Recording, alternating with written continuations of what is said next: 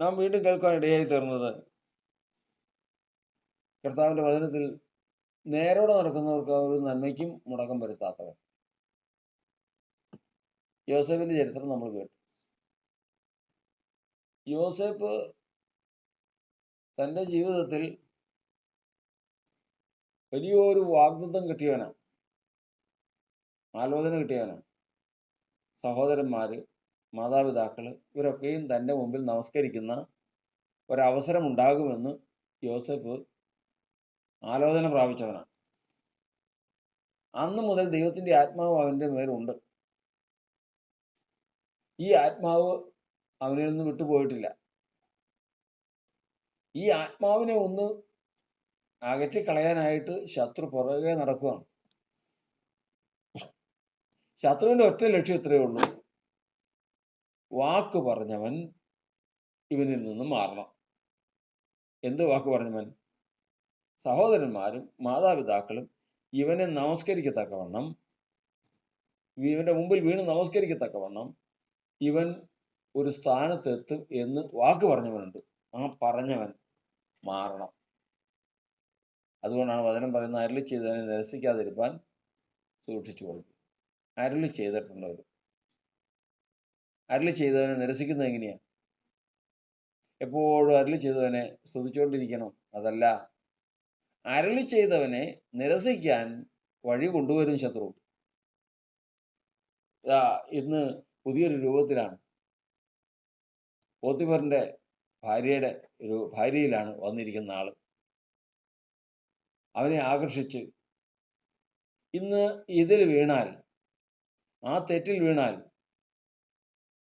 അരുളി ചെയ്തവൻ അവനിൽ നിന്ന് അകലും. പിന്നെ യോസേഫിനെ കൊണ്ട് പേടിക്കേണ്ട കാര്യമില്ല ശത്രുവിന്. പിന്നെ യോസേഫിനെ കൊണ്ട് വലിയ പ്രയോജനമൊന്നും ലോകത്തിനില്ല. പക്ഷേ യോസേഫ് അതിനെ അതിജീവിച്ചു. ഇവിടെയാണ് ശത്രു തോറ്റുപോകുന്ന ഭാഗം. ദാനിയേലിനോട് രാജാവ് ചോദിക്കുന്നത് പ്രകാരമാണ്. സിംഹങ്ങളുടെ ഗുഹയിലിട്ടതാ തലേ ദിവസം.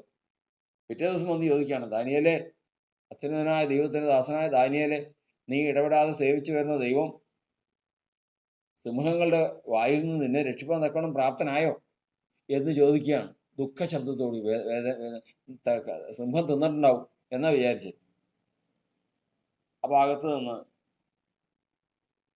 രാജാവ് ദീർഘായുസ്സായിരിക്കട്ടെ, സിംഹം എനിക്ക് ഒരു കേടും വരുത്താതിരിക്കാൻ ദൈവം ദൂതന്മാരെ അയച്ച് അവരുടെ വായ അടപ്പിച്ചു കളഞ്ഞു. രാജാവ് അത്യന്തം സന്തോഷിച്ചു. കാരണം ദാനിയേലിനോട് ചില കാര്യങ്ങൾ അരുളി ചെയ്തിട്ടുണ്ട് ദൈവം. ആ അരുളി ചെയ്തവൻ കൂടെയുണ്ട്. ഇന്നുവരെയും വിട്ടു മാറിയിട്ടില്ല. പല വഴികളും കൊണ്ടുവന്നു. ആ രാജാവിനെ ഒന്ന് നമസ്കരിച്ചു കഴിഞ്ഞാൽ അവൻ വിട്ടു മാറും. രാജഭോജനം കഴിച്ച് അശുദ്ധമാക്കി കഴിഞ്ഞാൽ അവൻ വിട്ടു മാറും. പണി പലതും കഴിഞ്ഞതാ, പക്ഷെ വിട്ടു മാറിയിട്ടില്ല. സിംഹങ്ങളുടെ അവനോട് കൂടെ ഉണ്ടെന്ന് തെളിയിക്കാൻ, അവനോട് കൂടെ ദൈവം അരുളി ചെയ്തവൻ ഉണ്ടെന്ന് തെളിയിക്കാൻ ദൈവവും സമ്മതിച്ച ഒരു വഴിയാണ് സിംഹങ്ങളുടെ ഗുഹയിലേക്ക് ഇടുക. ചതി മാർഗത്തിലൂടെ സിംഹങ്ങളുടെ ഗുഹയിലേക്ക് ഇട്ടു. സിംഹങ്ങളുടെ വായ ദൈവം അടച്ചു. അവനോട് കൂടെ ഉണ്ടായിരുന്ന ദൈവം അരുളി ചെയ്തവൻ അവൻ രക്ഷിപ്പാൻ പ്രാപ്തനായി. ഗുഹയിൽ നിന്ന് കയറിയ അവൻ ഏത് രാജത്വത്തിലേക്കാണ് നീങ്ങിയതെന്നറിയാവോ?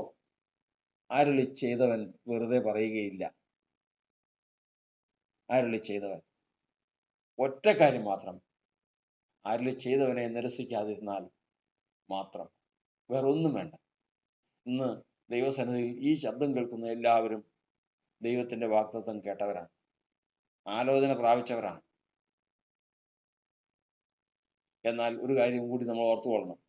ഞാൻ മുമ്പ് 92 കാലഘട്ടത്തിൽ ആലുവ എന്ന് പറയുന്ന ഒരു സ്ഥലത്ത് ആയിരിക്കുമ്പോൾ അവിടെ ഒരു നന്നായിട്ട് പ്രവചിക്കുന്ന ഒരു പ്രവാചകൻ ഒരാളെ കുറിച്ച് പ്രകാരം പറഞ്ഞു, നീ ലോക പ്രശസ്തനായ ഒരു സുവിശേഷകനായി തീരും,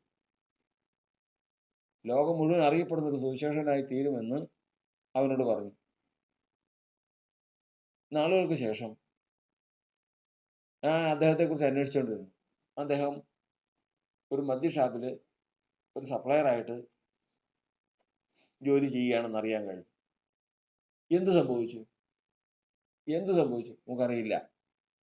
ഒരു കാര്യവും അരുളി ചെയ്തവനെ നിരസിക്കാതിരുന്നാൽ അരുളി ചെയ്ത സ്ഥാനത്ത് അവനെത്തി. അരുളി ചെയ്തവനെ നിരസിച്ചു കഴിഞ്ഞാൽ എങ്ങും എത്തൂല്ല. എങ്ങും എത്തൂല്ല. അവൻ നിന്ദിതനായിത്തീരും. ഏലി പുരോഹിതന് പറ്റിയതുപോലെ. ഏലി പുരോഹിതനോട് അരുളി ചെയ്തത് എന്താ? ഏലി പുരോഹിതൻ അവസാനിച്ചത് എങ്ങനെയാ? പീഠത്തിൽ നിന്ന് മറിഞ്ഞു വീണ് കഴുത്തൊടിഞ്ഞ് മരിച്ചു. പീഠത്തിൽ നിന്ന് വീണ് കഴുത്തൊടിഞ്ഞ് മരിച്ച്. എന്താ അവനോട് പറഞ്ഞത്? ഈ പെട്ടകം ഏൽപ്പിക്കുമ്പോ ദൈവം എന്താ പറഞ്ഞത്? കഴുത്തൊടിഞ്ഞ് ആവുന്ന? യോ, എത്ര വലിയ പദവി അവനും അവന്റെ തലമുറയ്ക്കും മക്കൾക്കും പറഞ്ഞതാ. ഇന്ന് അവൻ കഴുത്തൊടിഞ്ഞ് മരിച്ചു. എന്താ കാരണം? ഒരു കാര്യം നമ്മൾ സമ്മതിക്കണം, അരുളി ചെയ്തവൻ കൂടെ ഉണ്ടെങ്കിൽ ഇത് സംഭവിക്കില്ല. എവിടെയോ വെച്ച് അരുളി ചെയ്തവനെ നിരസിച്ചു, അവൻ പോയി. അവൻ വിട്ടുമാറി. വേറെ എങ്ങുമല്ല. അരുളി ചെയ്തതിനേക്കാൾ കൂടുതൽ മക്കളെ മാനിച്ച ഒരു സംഭവം ഉണ്ടായി. അരുളി ചെയ്ത ദൈവത്തെക്കാൾ കൂടുതൽ മാനിക്കുകയും ഭയപ്പെടുകയും ചെയ്ത ഒരു സംഭവം ഉണ്ടായി. അത് സ്വന്തം മക്കളെ തന്നെയാണ്. അന്ന് അവൻ വിട്ട് മാറിയതാ. അന്ന് അവൻ വിട്ട് മാറിയതിനു ശേഷം അരുളി ചെയ്തവൻ ചില കാര്യങ്ങൾ വേറെ പറഞ്ഞിട്ടുണ്ട്. അതിന്റെ ഭാഗമാണ് ഈ കഴുത്തൊടിഞ്ഞ് കിടക്കുന്നത്. അല്ലാതെ ആദ്യം പറഞ്ഞതല്ല. അത് അരുളി ചെയ്തവൻ പറഞ്ഞതാ. ഞാൻ നിന്നെയും നിന്റെ സന്തതിയെ എന്നേക്കും എൻ്റെ മുമ്പാകെ ശുശ്രൂഷയ്ക്ക് വേണ്ടി നിർത്തുമെന്ന് ഞാൻ നിന്നോട് അരുളി ചെയ്തിരുന്നു, ശരിയാ. എന്നാൽ അങ്ങനെ ഒരിക്കലും വരില്ല. എന്നെ മാനിക്കുന്നവനെ ഞാൻ മാനിക്കും, എന്നെ നിന്ദിക്കുന്നത് തന്നെ ആകും. അരുളി ചെയ്തവനെ മാനിക്കാൻ പഠിക്കണം. ദൈവമേ, നമുക്ക് പ്രാർത്ഥിക്കാം. അരുളി ചെയ്തവൻ കൂടെ ഉണ്ടെങ്കിൽ യോസേഫിനെ ആ പദവിയിലെത്തിച്ചവൻ, യോസേഫിനെ ഫറവോന്റെ അപ്പനാക്കി തീർത്തവൻ, ഈ ഭൂമിയിൽ യോസേഫിനോടിന്റെ നേരെ നിൽക്കാൻ ഒരാളുമില്ല. ദാനിയേലിന് നേരെ നിൽക്കാൻ ഒരാളുമില്ല. കാരണം അരുളി ചെയ്തവനെ നിരസിച്ചില്ല. ദാവീദിനോട് അരുളി ചെയ്തവൻ പറഞ്ഞതാണ്, ഈ ഭൂമിയിലുള്ള മഹാന്മാരുടെ പേര് പോലെ ഒരു പേര് ഞാൻ നിനക്കുണ്ടാക്കും. ദൈവമേ, കർത്താവിനെ സ്തുതിക്കാം. അരുളി ചെയ്തവനെ സ്തുതിക്കാം. മുട്ടുമടക്കാം, പ്രാർത്ഥിക്കാം. പരിശുദ്ധനായ ദൈവമേ, സ്വർഗസ്ഥ പിതാവേ, ഈ നല്ല സമയത്തിനായി ഞങ്ങൾ കർത്താവിനെ സ്തുതിക്കുന്നു. കർത്താവെ, നാഥ, ഞങ്ങൾ കർത്താവെ പൂർവ്വ പിതാക്കന്മാരെ പോലെ ഒരു സദ്വർത്തമാനം കേട്ടവരാകുന്നു. കർത്താവെ, അരുളി ചെയ്തവനെ നിരസിക്കാതിരിപ്പീൻ എന്ന് വചനത്തിലുള്ളതുപോലെ ഞങ്ങൾ അരുളി ചെയ്തവനെ നിരസിച്ച് ഞങ്ങളോട് കൂടെയുള്ള കർത്താവിൻ്റെ പ്രവൃത്തി വിട്ടുമാറുവാനും കർത്താവ് ഇടവരുത്തില്ലേ എന്ന് പ്രാർത്ഥിക്കുന്നു, സമ്മതിക്കലേ എന്ന് പ്രാർത്ഥിക്കുന്നു.